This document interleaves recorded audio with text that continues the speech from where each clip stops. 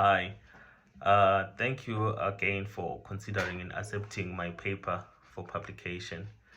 My name is Dr. Sifiso Laitin Msibi.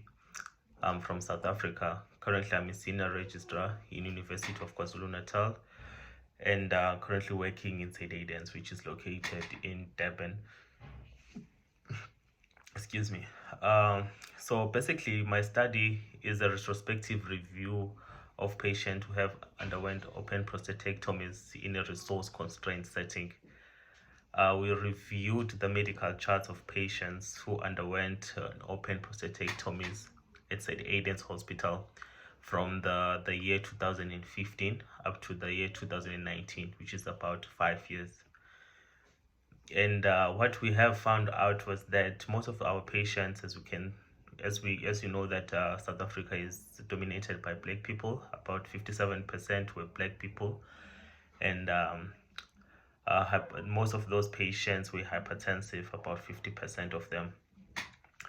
And our patients presented with a PSA of less than 10, about 83.4% of them, and then with the prostate volume of about 60 to 100, of which it was big for this prostate to be managed with other surgical intervention like your TURP.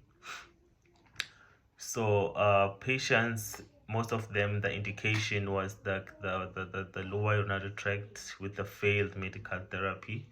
That was about 74.1% of patients. And all patients had the surgery via the suprapubic approach, and the operation lasted about 120 minutes of about 2/3 of patients.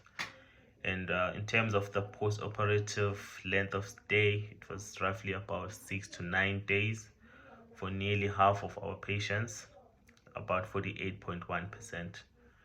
And then almost all patients had a benign prostatic hyperplasia when we're reviewing their histology. And in terms of the complications, the most common complications were like infections as well as the blood transfusion. And in terms of the possible application of our findings, is that as we from Africa, the new innovative surgical strategies such as laparoscopy and robotic assistant surgeries, we actually don't have an access to them unless if our patients have medical aid or enough money to spend to have an access to that. And then so one can ask a question that since these new strategies have like a better outcome in terms of the perioperative complications as well as the outcome. However, surprisingly, according to my study, it has shown that open prostatectomies is still relevant and it is safe with the less complications, as I've mentioned. That the complications that we encountered was like the wound sepsis as well as blood transfusion as well.